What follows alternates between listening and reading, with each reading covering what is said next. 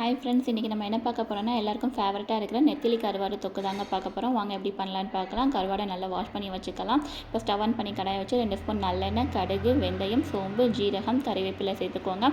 2 பச்சை மிளகாய், பூண்டு சேர்த்துக்கோங்க. பூண்டு நல்லா வதங்கினதுக்கப்புறம் சின்ன வெங்காயம் ஆட் பண்ணிக்கலாம். ஒரு கைப்பிடி அளவுக்கு சின்ன வெங்காயம் சேர்த்துக்கோங்க. சின்ன வெங்காயம் சேர்க்கும் போது இதோட டேஸ்ட்டு இன்னும் சூப்பராக இருக்கும். வெங்காயம் சேர்ந்து நல்லா வதங்கினதுக்கப்புறம் 2 தக்காளி ஆட் பண்ணிக்கோங்க.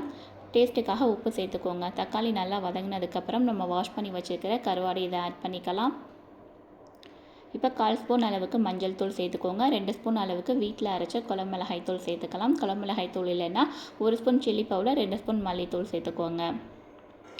இப்போ நம்ம கரைச்சி வச்சுருக்கிற புளியை இதில் ஆட் பண்ணிக்கலாம். எல்லாத்தையும் சேர்த்து நல்லா மிக்ஸ் பண்ணிவிட்டு மூடி போட்டு ஒரு 10 நிமிஷம் குக் பண்ணுங்கள். எண்ணெய் பிரிஞ்சு வந்ததுக்கப்புறம் கொத்தமல்லி தழை தூவி இருக்குன்னா சூடான சுவையான தொக்கு ரெடி. இந்த வீடியோ பிடிச்சினா மறக்காமல் லைக்